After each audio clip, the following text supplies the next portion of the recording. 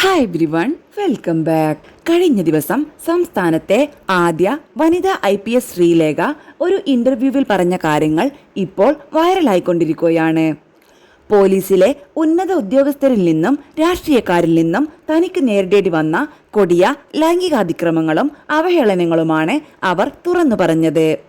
അവരുടെ വാക്കുകൾ ഇങ്ങനെ: യൂണിഫോം ധരിക്കുമ്പോൾ ഷർട്ട് ഇൻസേർട്ട് ചെയ്യരുത്, അത് പുരുഷ ഉദ്യോഗസ്ഥരുടെ ശ്രദ്ധ തിരിക്കും, ഒരു സീനിയർ ഓഫീസർ തന്നോട് പറഞ്ഞു.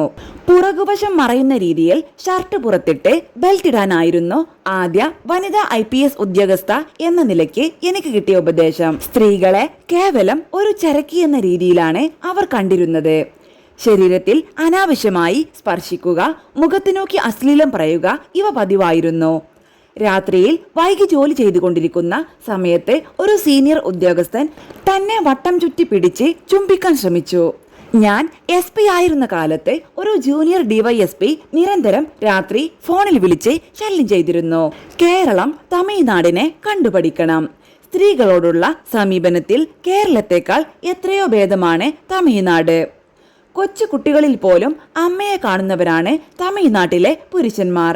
എന്നാൽ കേരളത്തിൽ ഒരു സ്ത്രീ വഴിയിലൂടെ പോകുമ്പോൾ ദേ ചെരക്ക് പോകുന്നു എന്ന് പറയുന്ന മാനസികാവസ്ഥയാണ് പുരുഷന്മാർക്കുള്ളത്. മറ്റ് പല സംസ്ഥാനങ്ങളിലും ജോലി നോക്കിയിട്ടുണ്ടെങ്കിലും കേരളത്തിലാണ് പുരുഷ മേധാവിത്വ മനോഭാവം ഏറ്റവും കൂടുതലുള്ളത്. ഒരു IPS കാരിയുടെ അവസ്ഥ ഇതാണെങ്കിൽ സാധാരണക്കാരായ സ്ത്രീകളുടെ അവസ്ഥ എന്തായിരിക്കുമെന്ന ഒരു വലിയ ചോദ്യം ഇവിടെ ഉയർന്നു വരുന്നുണ്ട്.